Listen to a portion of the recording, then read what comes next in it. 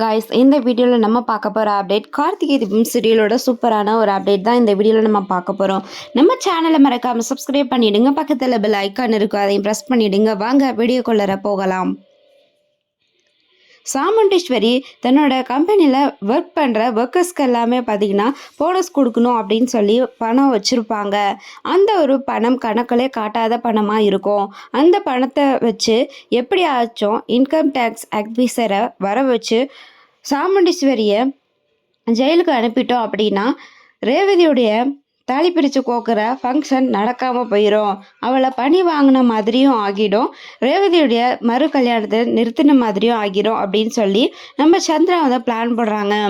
அதுக்கப்புறம் income tax officer எல்லாருமே வந்து சாமுண்டீஸ்வரி வீட்டில் வந்துட்டு தேடிட்டு போகிறாங்க. பார்த்தா அங்கே பணமே இல்லை.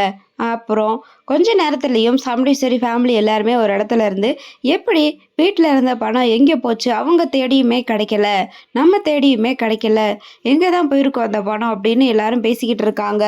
அப்போது நம்ம ராஜராஜன் நான் போய் தேடி பார்க்குறேன் அப்படின்னு சொல்கிறாங்க.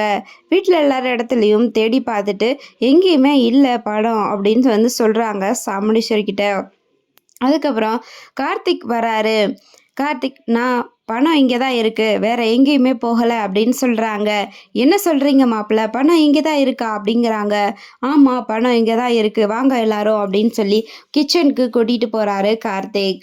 அங்கே கூட்டிகிட்டு போனதுக்கப்புறம் ஒரு அண்டை நிறைய மோர் கலக்கி வச்சுருக்காங்க. அந்த மோர்க்குள்ளே கையை விடுறாரு கார்த்திக். பார்த்தா ஒரு கவர் நிறைய பணம், அதுக்குள்ளே கட்டி போட்டு வச்சுருக்காங்க பணத்தை. அதை நம்ம கார்த்திக் எடுக்கிறாரு. அதை பார்த்ததுமே எல்லாருமே ரொம்பவே ஷாக்கிங் ஆகிடுறாங்க. இன்னொரு பக்கம் நம்ம சந்திரா வந்து பயங்கர குழப்பத்தில் இருக்காங்க. எப்படிடா இது நடந்துச்சு அப்படின்னு சொல்லிட்டு நம்ம ஒரு பிளான் போட்டால் வேற ஒரு பிளானில் நடந்துக்கிட்டு இருக்கு அப்படிங்கிற மாதிரி கார்த்திக் தான் கண்டிப்பாக இந்த பணத்தை சேஃபாக வந்து பதுக்கி வச்சுருப்பாரு. கண்டிப்பாக இதுதான் நடக்கும்னு நினைக்கிறேன். ஓகே ஃப்ரெண்ட்ஸ், இந்த அப்டேட் உங்களுக்கு பிடிச்சிருந்தா மறக்காமல் லைக் பண்ணிடுங்க. தேங்க்ஸ் ஃபார் வாட்சிங்.